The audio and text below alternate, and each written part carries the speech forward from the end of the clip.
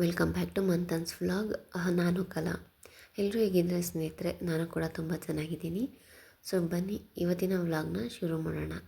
ಇವತ್ತಿನ ವ್ಲಾಗಲ್ಲಿ ನಾನು ನಮ್ಮ ಹಳ್ಳಿ ಕಡೆ ಯಾವ ರೀತಿಯಾದಂತಹ ದಿನಚರಿಯಾಗಿರುತ್ತೆ ಅನ್ನೋದನ್ನು ನಿಮ್ಮ ಜೊತೆ ಶೇರ್ ಮಾಡ್ಕೊತೀನಿ. ಬೆಳಗ್ಗೆಯಿಂದ ಸಂಜೆ ತನಕ ಯಾವ ರೀತಿ, ಬನ್ನಿ ನೋಡೋಣ.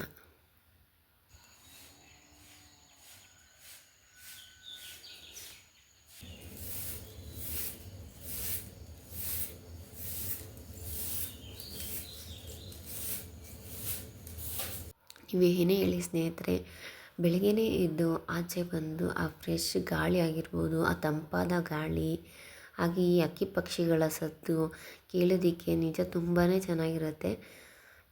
ಯಾರಾದರೂ ನಿಮಗೂ ಇಷ್ಟ ಈ ಥರನೂ ನಾನು ಫೀಲ್ ಮಾಡಿದ್ದೀನಿ, ತುಂಬಾ ಚೆನ್ನಾಗಿರುತ್ತೆ ಅನ್ನೋರಾಗಿದ್ದರೆ ಕಮೆಂಟ್ ಮಾಡಿ, ಓಕೆನಾ. ನನಗಂತೂ ತುಂಬಾ ಇಷ್ಟ ಆಗುತ್ತೆ. ಒಂಥರ ಮೈಂಡ್ ಏನು ಗೊತ್ತಾ, ಸ್ಟಾರ್ಟಿಂಗೇ ಒಂದು ಒಳ್ಳೆ ಮೈಂಡ್ ಸೆಟ್ಟಿಂದ ಸ್ಟಾರ್ಟ್ ಮಾಡಿದ್ರೆ ದಿನ ಪೂರ್ತಿ ಹಾಗೇ ಇರುತ್ತೆ ಅಂತ. ನಾವು ಬೆಳಗ್ಗೆ ಎದ್ದು ಖುಷಿಯಾಗಿ ಸ್ಟಾರ್ಟ್ ಮಾಡಿದ್ರೆ ಅದು ದಿನ ಎಲ್ಲ ಖುಷಿಯಾಗಿ ಇರ್ತೀವಿ. ತಿರ್ಗಾ ಎದ್ದಿಷ್ಟಕ್ಕೇನೆ ಅಯ್ಯೋ ಇವತ್ತು ಹಿಂಗ ಅನ್ನೋ ಒಂದು ಏನಂತಾರೆ ನೆಗೆಟಿವಲ್ಲಿ ಎದ್ದಾಗ ದಿನ ಎಲ್ಲ ಹಾಗೇ ಅನಿಸುತ್ತೆ. ಏನೇ ಆದ್ರೂ ಅಷ್ಟೊಂದು ಖುಷಿ ಆಗೋದಿಲ್ಲ ಅನ್ನೋ ಥರ. ಸೊ ನಾನು ಬೆಳಗ್ಗೆ ಎದ್ದು ಬಾಗಿಲು ಕಸ ಎಲ್ಲ ಗುಡಿಸಿ, ಇನ್ನು ನಮ್ಮ ತಾನಿನೂ ಸಹ ಇದ್ದಿದ್ಲು, ಅವಳನ್ನೂ ಹೋಗಿ ಸೀರೆಯಲ್ಲಿ ಜೋಗಾಲಿಲಿ ಹಾಕಿ ತೂಗಿ ಮಲಗಿಸ್ಬಿಟ್ಟು ಬಂದೆ. ಒಂದೊಂದು ಸರ್ತಿ ಏನೂ ಮಾಡೋದಕ್ಕಾಗಲ್ಲ. ಮಕ್ಕಳಿರೋ ಮನೆಯಲ್ಲಿ ನಾವು ಪ್ಲ್ಯಾನ್ ಮಾಡೋದೇ ಒಂದು ಅಂದರೆ ಅದು ಆಗೋದೇ ಒಂದು. ನಾವು ಇಷ್ಟು ಗಂಟೆಯಲ್ಲಿ ಕೆಲಸ ಮುಗಿಸ್ಬೇಕಪ್ಪ ಅಂತ ಅಂದ್ಕೊಂಡಿರ್ತೀವಿ. ಬಟ್ ಮಕ್ಕಳು ಮಧ್ಯದಲ್ಲಿ ಎದ್ದರೆ ಹೋಗಿ ನೋಡೋದೆಲ್ಲ ಮಾಡಬೇಕಲ್ಲ. ಸೊ ಹಾಗಾಗಿ ನನಗೂ ಸಹ ಸ್ವಲ್ಪ ಲೇಟ್ ಆಯಿತು. ಇನ್ನು ನಾನು ರಂಗೋಲಿ ಬಿಡ್ತಾಯಿದ್ದೆ. ನಾನೇನು ದೊಡ್ಡ ರಂಗೋಲಿ ಬಿಡೋದಿಲ್ಲ, ಸುಮ್ಮನೆ ಚಿಕ್ಕದಾಗಿನೇ 7ರಿಂದ 5 ರಂಗೋಲಿನ ಬಿಟ್ಟಿದ್ದೆ. ಇದು ಡಿಸೈನು ನಿಮಗೆ ಸರಿಯಾಗಿ ಕಾಣಿಸ್ತಿದೆಯೋ ಇಲ್ವೋ ಅಂತ ಗೊತ್ತಿಲ್ಲ, ಯಾಕಂದರೆ ನಾನು ಇದು ಫಸ್ಟ್ ಟೈಮು ರಂಗೋಲಿ ಬಿಡೋದನ್ನು ರೆಕಾರ್ಡ್ ಮಾಡ್ಕೊಂಡಿದ್ದಿತ್ತು. ನನಗೂ ಒಂಥರ ಮುಜುಗರ ಆಗ್ತಿತ್ತು. ಯಾಕೆ ಅಂದರೆ ಮಾರ್ನಿಂಗ್ ಟೈಮೇ ಹಳ್ಳಿ ಕಡೆ ಎಲ್ಲ ಹಾಲು ಹಾಕೋಕೆ ಹೋಗೋರೆಲ್ಲ ನಮ್ಮ ಮನೆಯಿಂದನೇ ಸ್ವಲ್ಪ ಜನ ಹೋಗ್ತಾರೆ, ನಮ್ಮ ಮನೆ ಮುಂದೆನೇ. ಸೊ ಅಷ್ಟರಲ್ಲಿ ನಾನು ರಂಗೋಲಿನೆಲ್ಲ ಬಿಡಿಸ್ಬಿಡಬೇಕಾಗಿತ್ತು ಅನ್ನೋ ಒಂದು ಇಂಟೆನ್ಷನಲ್ಲಿ ನಾನು ಬೇಗ ಬಿಡಿಸ್ಬಿಟ್ಟೆ. ನೆಕ್ಸ್ಟ್ ಟೈಮಿಂದ ಯಾವಾಗಾದರೂ ರಂಗೋಲಿ ವೀಡಿಯೋನ ನೀಟಾಗಿ ಅಪ್ಲೋಡ್ ಮಾಡ್ತೀನಿ, ಓಕೆನಾ. ಸೊ ಇವತ್ತಿನ ಡಿಸೈನ್ ಯಾರಿಗೆಲ್ಲ ಇಷ್ಟ ಆಗಿರುತ್ತೆ ಅನ್ನೋದು ಕಮೆಂಟ್ ಮಾಡಿ. ನನಗೂ ರಂಗೋಲಿ ಬಿಡೋದು ಅಂದರೆ ತುಂಬಾ ಇಷ್ಟ. ಎಲ್ಲ ನಮ್ಮಮ್ಮನಿಂದನೇ. ನಮ್ಮಮ್ಮ ಚಿಕ್ಕ ವಯಸ್ಸಲ್ಲಿ ಏನು ಮಾಡೋರು ಅಂದರೆ, ನಿನ್ನ ಕೆಲಸ ಬೆಳಗ್ಗೆ ಎದ್ದು ಬಾಗಿಲಿಗೆ ಕಸ ಗುಡಿಸಿ ರಂಗೋಲಿ ಬಿಡೋದಮ್ಮ ಅಂತ ನನಗೆ ಒಪ್ಪಿಸ್ಬಿಟ್ಟಿರೋರು. ಅವರು ಅಡುಗೆ ಮನೇಲಿ ನಾಷ್ಟ ಮಾಡೋದಾಗಿರ್ಬೋದು, ನಮಗೋಸ್ಕರ ಬಾಕ್ಸ್ ಕಟ್ಟೋದಕ್ಕೆ ಬೇಗ ಮಾಡಬೇಕಲ್ಲ. ಸೊ ಆ ಕೆಲಸ ಅವ್ರು ಮಾಡೋರು, ನನಗೆ ಈ ಕೆಲಸ ಒಪ್ಪಿಸ್ಬಿಟ್ಟಿರೋರು. ನನಗೆ ಅವಾಗ ಅಷ್ಟೊಂದು ಬಿಡೋಕ್ಕೆ ಬರ್ತಾಯಿರಲಿಲ್ಲ, ಅಂದ್ರೂ ನನಗೆ ಟ್ರೈ ಮಾಡ್ತಿದ್ದೆ ಬಿಡೋದು. ಹಾಗೆ ಬಿಟ್ಟು ಅಭ್ಯಾಸ ಮಾಡ್ಕೊಂಡು ಈಗ ರಂಗೋಲಿನ ಬಿಡೋದನ್ನು ಚೆನ್ನಾಗಿಯೇ ಕಲ್ತಿದ್ದೀನಿ.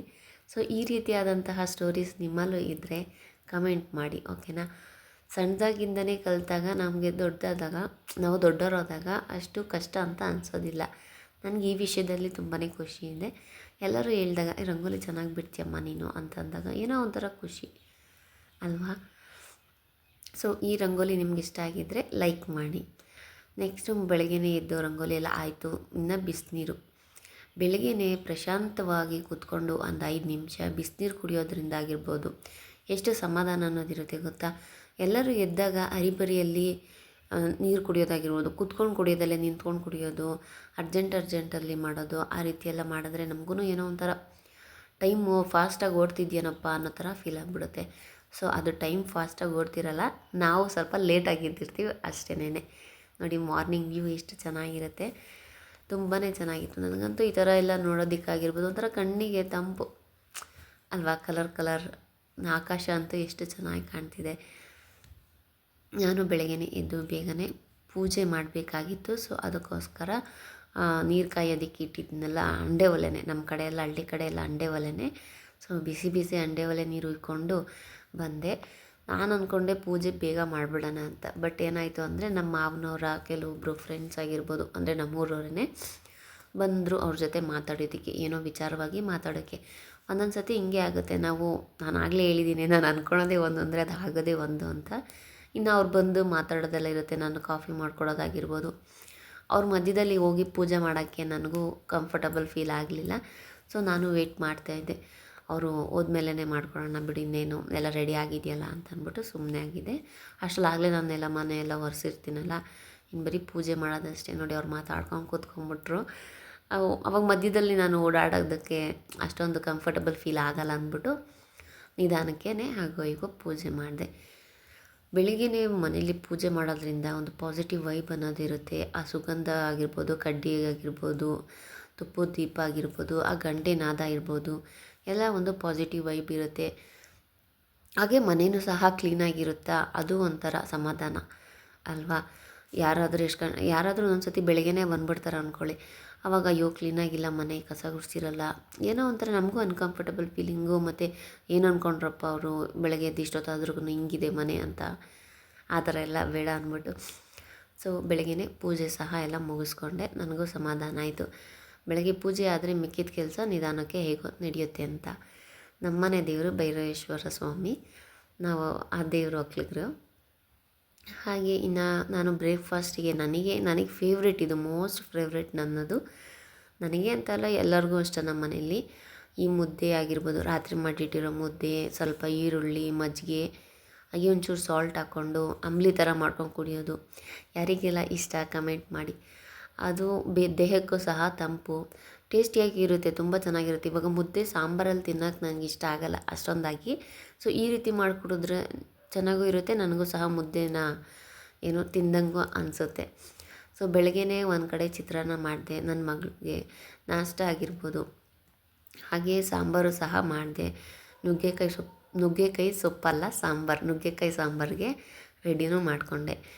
ಏನು ಗೊತ್ತಾ, ಬೆಳಗ್ಗೆನೇ ಅಡುಗೆ ಮನೆ ಕೆಲಸ ಮುಗಿಸ್ಕೊಂಬಿಟ್ರೆ, ಏನಾದರೂ ನಾಷ್ಟ ಆಗಿರ್ಬೋದು, ಅಡುಗೆ ಆಗಿರ್ಬೋದು ಮುಗಿಸ್ಕೊಂಡ್ರೆ ನಮಗೂ ಸಹ ಮಧ್ಯಾಹ್ನ ಏನು ಮಾಡಬೇಕಪ್ಪ ಅನ್ನೋ ಯೋಚನೆ ಇರೋಲ್ಲ. ಆ್ಯಂಡ್ ಸಾಯಂಕಾಲ ತನಕ ಅಡುಗೆ ಮನೆಗೆ ಹೋಗೋ ಕೆಲಸ ಇರೋದಿಲ್ಲ ಅಲ್ವಾ. ಅದಕ್ಕೋಸ್ಕರ ಬೇಗ ಅಂದರೆ ಪ್ಲ್ಯಾನಿಂಗ್ ಇರಬೇಕು. ಈಗ ನಾಳೆ ನಾನು ಏನು ಮಾಡಬೇಕು ಅನ್ನೋ ಪ್ಲ್ಯಾನಿಂಗ್ ಇದ್ದರೆ ಎಲ್ಲ ಕೆಲಸನೂ ಪಟ ಅಂತಲೇ ಆಗೋಗುತ್ತೆ. ಸೊ ಇನ್ನು ನನ್ನ ಮಗಳು ಆಟ ಆಡ್ತಾಯಿದ್ಲು. ನನ್ನ ಬಂಗಾರಿ ಇದು ಚಿಕ್ಕಳು ತಲೆಗೆ ಹೊಡ್ಕೊಂಡ್ಳು ಅಂತ ಹೇಳ್ಬಿಟ್ಟು ನೀರು ಹಾಕಪ್ಪ ಅಂತ ಹೇಳ್ತಾಯಿದ್ಲು. ಅವರಪ್ಪ ಅದಕ್ಕೆ ನೀರು ಹಾಕಿ ಉಜ್ತಾಯಿದ್ರು. ಮಕ್ಕಳಂದಮೇಲೆ ಸಹಜ ಅಲ್ವಾ, ಅಲ್ಲಿ ಇಲ್ಲಿ ಹೊಡ್ಕೊಳ್ತಾ ಇರೋದೇನೆ. ನೋಡಿ ಮತ್ತೆ ತಿರ್ಗಿ ಹೋಗಿ ಅಲ್ಲಿ ಗೇಟ್ ಹತ್ರ ಬಂದಿದ್ಲು. ಅಲ್ಲಿ ಕರ್ಜ ಏನೋ ಕಚ್ಬಿಟ್ಟಿತ್ತು, ಅದಕ್ಕೋಸ್ಕರ ಅವ್ರ ಅಜ್ಜಿ ಸವರ್ತಾಯಿದ್ರು. ಕರ್ಜ ಕಟ್ಸಿದಾಗ ಈ ಥರ ಕಬ್ಬನ್ನ ಏನಾದರೂ ಸವರಿದಾಗ ಅದು ಊದ್ಕೊಳೋದಿಲ್ಲ, ಕಮ್ಮಿ ಆಗುತ್ತೆ ಊತ ಅಂತ ಹೇಳ್ಬಿಟ್ಟು ಈ ರೀತಿಯಾಗಿ ಸವರ್ತಾರೆ. ಈ ಥರದ್ದೇ ಅಂತಲ್ಲ, ಏನಾದರೂ ಕೀ ಆಗಿರ್ಬೋದು, ಮನೆ ಕೀ ಇರುತ್ತಲ್ಲ ಅದನ್ನು ಸಹ ಸವರ್ಕೊಬೋದು. ಇನ್ನು ನನ್ನ ದೊಡ್ಡ ಮಗಳು ಸಾಯಂಕಾಲ ಆಯ್ತಲ್ಲ ಅಂದ್ಬಿಟ್ಟು ಮುಖ ಕೈ ಕಾಲು ತೊಳ್ಕೊಂಡು ಬಂದು ಮೇಡಮ್ ಅವರು ಬಟ್ಟೆ ಕಾಣ್ತಾಯಿದ್ರು. ಇದು ಚೆನ್ನಾಗೈತಾ, ಇದು ಚೆನ್ನಾಗಿಲ್ವಾ, ಇರು ಹಂಗಾದ್ರೆ ಅಳಿಸ್ಕೊಂಡು ಮತ್ತೆ ತಿರ್ಗಿ ಇಕ್ಕೊತೀನಿ ಅಂತ ಮೇಡಮ್ ಅವರು ಆಟ ಆಡ್ಕೊಂಡು ರೆಡಿ ಆಗ್ತಾಯಿದ್ರು. ಇನ್ನು ನನ್ನ ಚಿಕ್ಕ ಮಗಳಿಗೆ ಹಾಲು ಕೊಡೋದಾಗಿರ್ಬೋದು, ಟೈಮಿಂಗ್ಸ್ ಪ್ರಕಾರ ಅವ್ರಿಗೆ ಸಂಜೆ ಆಯಿತು ಅಂದರೆ ಹಾಲು ಕೇಳ್ತಾಳೆ. ನಮ್ಮ ದೊಡ್ಡೋಳೆ ಸ್ವಲ್ಪ ಕೇಳೋದಿಲ್ಲ, ಉಲ್ಟಾಗೋಗ್ಬಿಟ್ಟಿದೆ ನಮ್ಮ ಮನೇಲಿ. ನಿಮ್ಮ ಮನೇಲೂ ಇದೇ ಥರ ಇರ್ತಾರ? ಒಬ್ಬರು ಕೇಳ್ತಾರೆ ಏನು ಬೇಕು ಏನು ಬೇಡ ಅಂತ, ಒಬ್ರಿಗೆ ಬಲವಂತವಾಗಿ ಕೊಟ್ಟರು ಸಹ ತಿನ್ನೋದಿಲ್ಲ. ಕಮೆಂಟ್ ಮಾಡಿ ತಿಳಿಸಿ, ನಿಮ್ಮ ಮನೇಲೂ ಈ ಥರ ಮಕ್ಕಳು ಇರ್ತಾರೆ ಅಲ್ವಾ. ಸೊ ಇಷ್ಟೇ ಸ್ನೇಹಿತರೆ, ನಾನು ಸಂಜೆ ಆಯಿತು, ಇನ್ನು ಮಕ್ಕಳಿಗೆ ಸಹ ಹಾಲು ಕೊಟ್ಟು ಮುಗಿಸ್ಕೊಂಡೆ. ಈ ದಿನ ಸಿಂಪಲ್ಲಾಗಿ, ಕೆಲವೊಂದೊಂದು ದಿವಸ ಸಿಂಪಲ್ಲಾಗೇ ಇರುತ್ತೆ, ಕೆಲವೊಂದು ದಿವಸ ಬೇರೆ ಥರನೂ ಇರುತ್ತೆ. ಎಲ್ಲ ದಿನ ಹೀಗೆ ಇರುತ್ತೆ ಅಂತ ಹೇಳೋದಕ್ಕಾಗೋದಿಲ್ಲ. ಈ ದಿನ ಈ ರೀತಿ ಇತ್ತು ಅಷ್ಟೇ. ಸರಾಗವಾಗಿ ಚೆನ್ನಾಗಿಯೇ ಹೋಯಿತು. ಸೊ ಹೋಪ್ ನಿಮಗೆ ಈ ವಿಡಿಯೋ ಇಷ್ಟ ಆಗಿರುತ್ತೆ ಅಂತ ಅಂದ್ಕೊತೀನಿ. ಇಷ್ಟ ಆಗಿದ್ದರೆ ಪ್ಲೀಸ್ ಲೈಕ್ ಮಾಡಿ. ನನ್ನ ಮಗಳು ಕೇಳ್ತಾಯಿದ್ಲು ಚೆನ್ನಾಗಿಲ್ವಾ, ಬಟ್ ಚೆನ್ನಾಗಿಲ್ವಾ ಅಂತ. ನೋಡಿ ಇನ್ನು ಚಿಕ್ಕವಳಿಗೆ ಲಾಲ ಬೇಕು ಅಮ್ಮ ಅಂತ ಕೇಳ್ತಾಯಿದ್ಲು. ಸರಿ ಕಾಯಿಸೋದಕ್ಕೂ ಬಿಡ್ತಾ ಇರಲಿಲ್ಲ, ಲಾಲ ಬೇಕೇ ಬೇಕು ಅಂತಿದ್ಲು. ಇನ್ನು ನೊರೆ ಹಾಲನ್ನೇ ಸ್ವಲ್ಪ ಕೊಟ್ಟೆ. ಸೊ ಇಷ್ಟ ಆಗಿತ್ತು ಸ್ನೇಹಿತರೆ ಇವತ್ತಿನ ವ್ಲಾಗ್. ಯಾರಿಗೆಲ್ಲ ಇಷ್ಟ ಆಗಿದ್ದರೆ ಪ್ಲೀಸ್ ಒಂದೇ ಒಂದು ಲೈಕ್ ಮಾಡಿ. ಹಾಗೆ ಇನ್ನೂ ಯಾರೆಲ್ಲ ನನ್ನ ಚಾನಲ್ನ ಸಬ್ಸ್ಕ್ರೈಬ್ ಮಾಡದೆ ನೋಡ್ತಾ ಇದ್ದೀರೋ ದಯವಿಟ್ಟು ಸಬ್ಸ್ಕ್ರೈಬ್ ಮಾಡಿ ನನಗೆ ಸಪೋರ್ಟ್ ಮಾಡಿ ಅಂತ ಕೇಳ್ಕೊತೀನಿ. ಬಿಕಾಸ್ ತುಂಬಾ ಮುಖ್ಯ ಆಗಿರುತ್ತೆ. Thank you.